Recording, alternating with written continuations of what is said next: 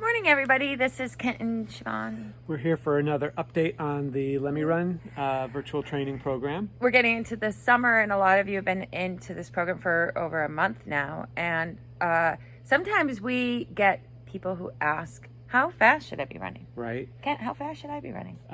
Well, you know, I tend to say Faster if is what he's going to say. If you practice running slow all the time, you might just get good at it, right? But if you go too fast all the time, it becomes no fun. It becomes no fun, and usually you don't reach your potential because you blow up and burn out, right? So most of your training should be at we call your aerobic kind of easy run pace, which you should be able to have a conversation with somebody. If you're running so hard that you have to you're anaerobic. to have a converse, you can't. That's too hard for your normal you everyday can't maintain that for too long, right? For as long as you probably would want to be out. So there's a secret. Slow it down. Slow it down. So when we talk about slowing it down, remember, we're not talking about slowing down your cadence. We're talking about shortening up your stride length, still having that quick, light turnover, but really short, choppy kind of steps. Efficient.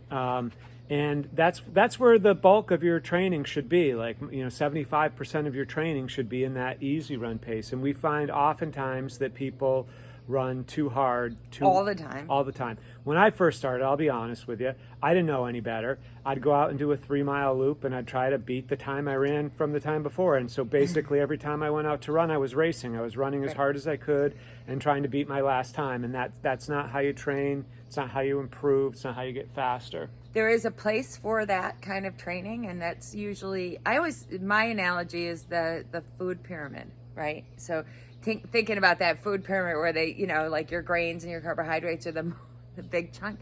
Your easy running, your comfortable running should be that 75% of the work that you're doing.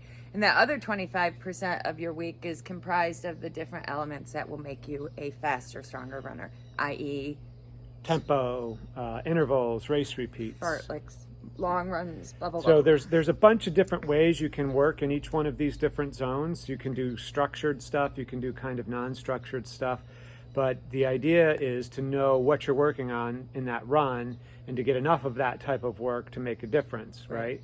And depending on the pace that you're running is going to also dictate the amount of recovery that you're going to need in between those efforts. So, and everybody's is different, and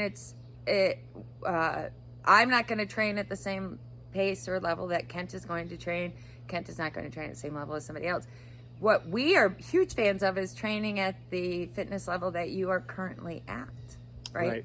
So finding out what that pace is, there is a science behind it. Like everything with running, there's a science behind it. So there's charts. We happen to like the Daniels running formula. There's very accurate charts that you can find online that will tell you based on your fastest 5K or your fastest 1 mile or recent. Whatever recent. When you're in high school. What your training paces should be for your easy run, for your tempo, for your intervals and race repeats. And they're spot on.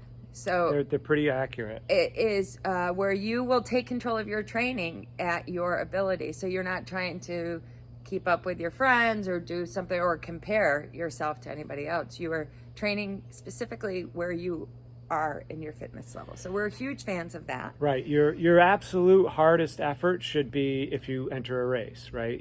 You should never work harder than when you're trying to go as fast as you can. So even in your training, it should, maybe at the very end of a training interval, it might feel kind of like a little bit like you were in a race, but you should always feel like you could have gone faster or further if you had to when you're in training. When you're in a race, you should feel like you left it all out there. Right.